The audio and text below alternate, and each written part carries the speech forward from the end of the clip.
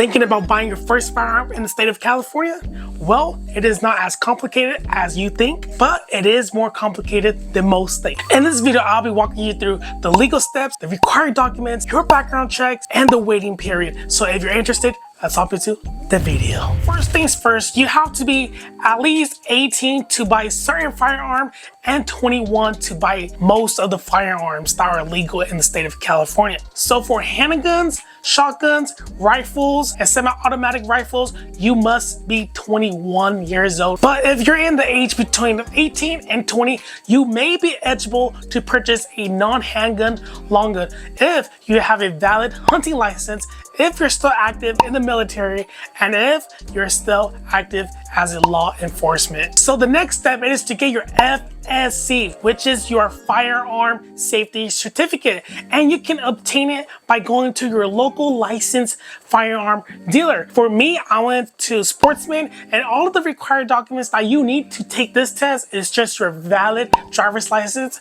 or your real ID to take this test. For me, I got a 30 out of 30, and I believe that you can get a 30 out of 32. For a passing score, you need at least a 75% to pass the test. And the price, it is $25, and which it covers up to 2 of the tests. So if you fail the first time, you still got the second time. So you can only miss 7 questions out of the 30, all right? So make sure you practice, because passing on the first time is much better than passing on the second time, so you won't have to wait, because I believe there is a waiting period if you fail the first time. But once you pass, it is valid for 5 years. And guess what, guys? After you pass, you can purchase your first firearm right there and then. But there is a 10-day waiting period. So what type of required documents do you need to purchase your first firearm? Well, if you already passed your FSC, all you really need now is just 2 types of documents and proof of residency, all right, guys? So for me, on my ID, it has my old address on it, but they still took it. Why?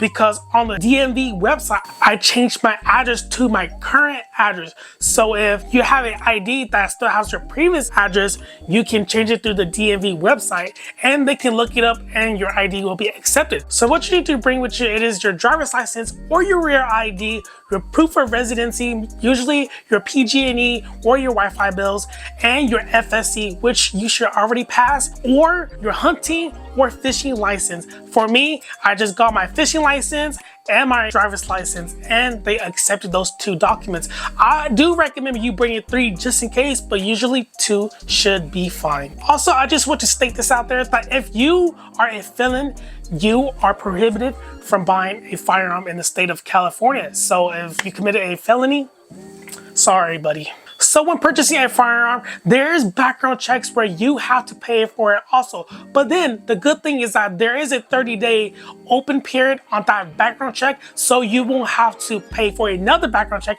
when you go pick up your firearm after the 10-day cool-off. There is additional documents that you will have to sign while purchasing your firearm. My recommendation, it is to check out and do your research on each of the firearms that you are wanting to buy. Also, one thing that I recommend you getting is also some ammo. You might as well just purchase some ammo right when you are picking up your firearm. Also, there is some things that I want to point out there too, because some firearms, they don't come with like a safety lock or like a chain lock. So they do require you to have a safe lock at home, because if not, then they can't give you that firearm. When I went to go purchase my shotgun right here, it didn't have a safety lock, so they were asking me what type of safe do I have. So if I don't have a safe at home, they wouldn't even give me this. Also, one thing that I forgot to mention when you're purchasing your firearm is that you have to take like a little mini quiz, which if you fail, then you have to wait for like a whole month for you to even repurchase that firearm, because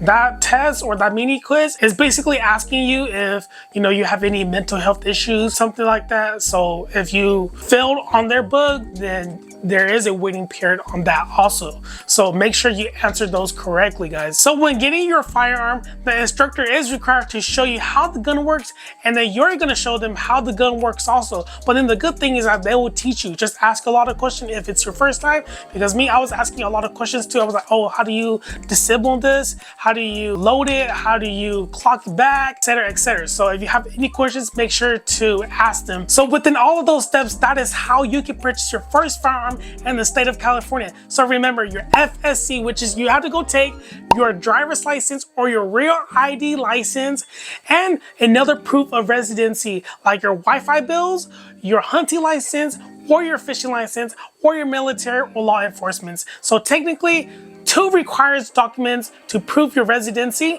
and your FSC, and you're able to purchase a firearm. So that will conclude this video. If you guys have any questions at all, make sure to comment down below. I will reply to all of you guys' comment. And if you guys found this video informative, please smash the like button and subscribe for more videos like this. And in the meantime, I'll catch you on another video. So dream big and inspire.